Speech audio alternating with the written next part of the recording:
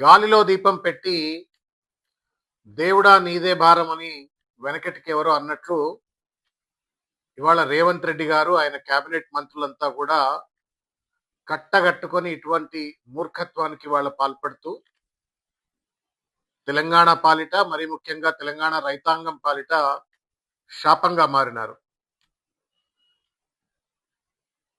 ఎల్నినోకు సంబంధించినటువంటి వాతావరణ ముప్పుకు సంబంధించి ప్రపంచ వాతావరణ సంస్థలు కానివ్వండి, లేకపోతే భారత వాతావరణ శాఖ నెత్తి మీద నోరు పెట్టుకొని కొన్ని నెలల నుండి మొత్తుకుంటూ వస్తా ఉంది. ఈ దేశంలో ఎల్నినో ప్రభావం వల్ల వర్షపాతం తక్కువగా ఉంటుంది.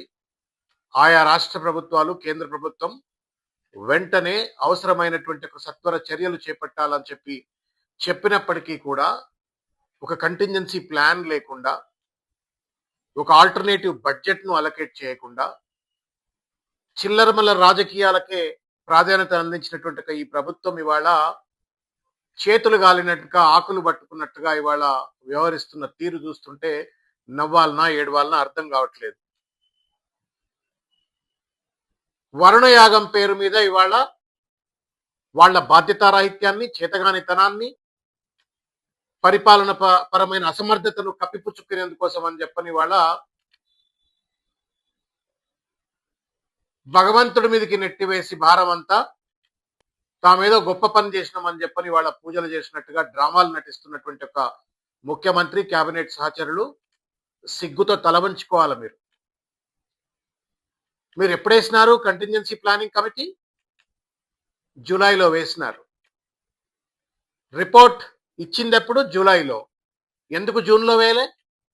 ఎందుకు మేలో ఈ కంటింజెన్సీ ప్లానింగ్ కమిటీ చిన్నారెడ్డి గారి నేతృత్వంలో వేయలే? అంటే మీకు ప్రియారిటీస్ లేవు.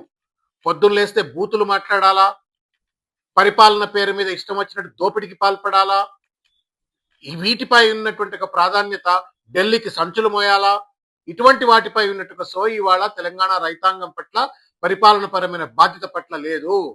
అందుకే మీరు ఎల్నినో పట్ల భారత వాతావరణ శాఖలు ఇచ్చిన హెచ్చరికలు పట్టించుకోలే.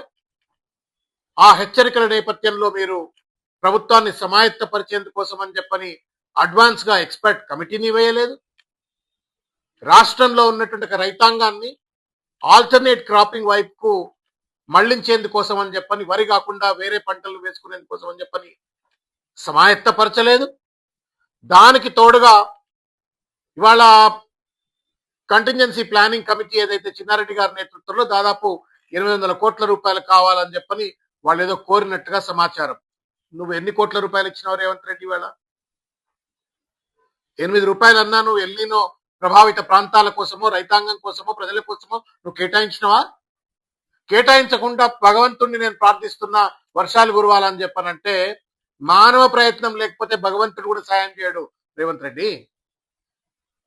రైతాంగానికి నువ్వు ఆల్టర్నేట్ క్రాపింగ్ గురించి చెప్పవు, బడ్జెట్ ను కేటాయించవు, శాస్త్రీయపరమైనటువంటి ఆలోచన లేకుండా హరీష్ రావు గారు ఏదో క్షుద్ర పూజలు చేస్తున్నారు, వర్షాలు రానియకుండా అని చెప్పని అడ్డమైనటువంటి తప్పుడు ప్రచారాలకు పార్టీ వేదికగా, ప్రభుత్వ వేదికగా ప్రచారాలకు పాల్పడి, నీచత్వానికి పాల్పడి, చేయాల్సిన పనులు చేయకుండా గాలిలో దీపం పెట్టి ఇవాళ భగవంతుడి పూజ చేసి భగవంతుడి పైన భారం నెట్టేసే ప్రయత్నం చేస్తా ఉన్నారు. మేడిగడ్డ, అంత పెద్ద ఎత్తున మేడిగడ్డ దగ్గర పెద్ద ఎత్తున గోదావరి జలాలు ఉప్పొంగి ప్రవహిస్తుంటే కన్నెపల్లి పంపులు ఆన్ చేయమని చెప్పని నెలల నుండి అటు హరీష్ రావు గారు, కేటీ రామారావు గారు పెద్ద ఎత్తున ఉద్యమానికి బీఆర్ఎస్ నేతృత్వంలో పాల్పడితే దున్నపోతు మీద నీళ్లు పడ్డట్టు వ్యవహరించి చిన్న 2 పియర్స్ ను రిపేర్ చేయకుండా కాళేశ్వరం ప్రాజెక్టును పడావులో పెట్టి పాపానికి పాల్పడి ఇవాళ ఆ తప్పిదాలన్నీ కడిగేసుకుంటామని చెప్పని వరుణదేవుడి దగ్గరికి పోయి మీరు ఇవాళ పూజలు చేస్తా ఉన్నారు.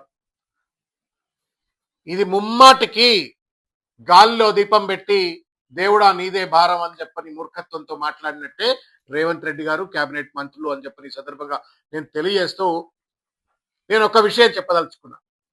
ఒక తెలంగాణ పౌరుడిగా, బీఆర్ఎస్ పార్టీ శాసన మండలి సభ్యుడిగా మీరు ఎన్ని రకాల పాపాలు చేసినా పార్టీలు పక్కన పెట్టి, రాజకీయాలు పక్కన పెట్టి తెలంగాణ రాష్ట్ర ప్రజలు బాగుపడాలా, రైతాంగం బాగుపడాలా, అన్నదాతకు అండగా ఉండవలసిన సమయం కాబట్టి వరుణదేవుడిని చేతులెత్తి నమస్కారం చేసి నేను ప్రార్థిస్తా ఉన్నాను. ఓం జలబింబాయ విద్మహే నీల పురుషాయ ధీమహి తన్నో వరుణ ప్రచోదయాత్ అని చెప్పని. కానీ మీ పాపాలు పూజలు చేసినంత మాత్రాన కడిగిపోవు. తప్పనిసరిగా దీనికి సమాధానం చెప్పుకునేటువంటి ఒక రోజు ముందుంది అనే విషయాన్ని గుర్తు చేస్తూ, వర్షాలు కురవాలా, రైతుకు అండగా ఉండాలా, మొద్దు నిద్ర వీడి ప్రభుత్వం వెంటనే బడ్జెట్ ను కేటాయించాలా, ఒక ఎమర్జెన్సీ ప్రాతిపదిక మీద మొత్తం ఏదైతే కమిటీ రిపోర్ట్ ఉందో చిన్నారెడ్డి కమిటీ, దాన్ని అమలు చేయాలా, బహిరంగంగా దానిపై చర్చ చేయాలని చెప్పని డిమాండ్ చేస్తా ఉన్నాం.